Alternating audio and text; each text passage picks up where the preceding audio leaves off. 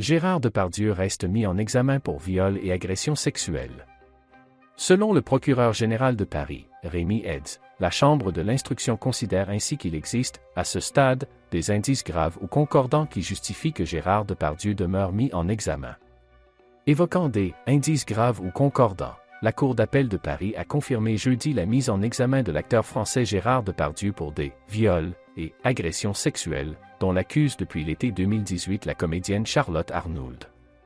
L'acteur de Cyrano de Bergerac ou d'Astérix et Obélix, âgé de 73 ans, avait demandé en mai 2021 que soit prononcée la nullité de sa mise en examen du 16 décembre 2020. La Chambre de l'instruction avait étudié lors d'une audience le 3 février cette demande, à laquelle s'opposait le parquet général de la Cour d'appel de Paris. Dans un communiqué publié ce jeudi, le procureur général de Paris, Rémy Heitz, a annoncé le rejet de la requête de Gérard Depardieu. La Chambre de l'instruction considère ainsi qu'il existe, à ce stade, des indices graves ou concordants qui justifient que Gérard Depardieu demeure mis en examen, a déclaré M. Heitz, qui en tire la conclusion logique. Le dossier retourne désormais à la juge d'instruction pour poursuite de l'information judiciaire. Sollicité par l'AFP, l'avocat du comédien, Maître Hervé Temim, n'a pas souhaité commenter ce revers.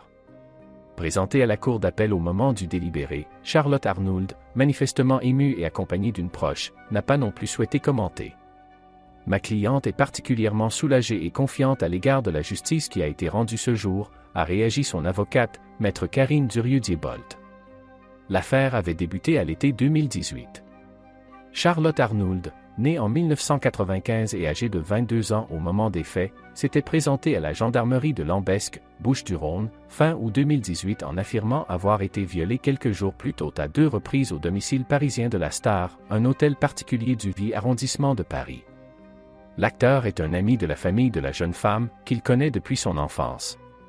La procédure judiciaire ouverte à Aix-en-Provence contre l'acteur français, également citoyen russe depuis 2013, avait été transférée dans la capitale. Le 4 juin 2019, le ministère public avait toutefois classé le dossier sans suite après 9 mois d'enquête préliminaire, expliquant que les nombreuses investigations réalisées n'avaient pas permis de caractériser les infractions dénoncées dans tous leurs éléments constitutifs.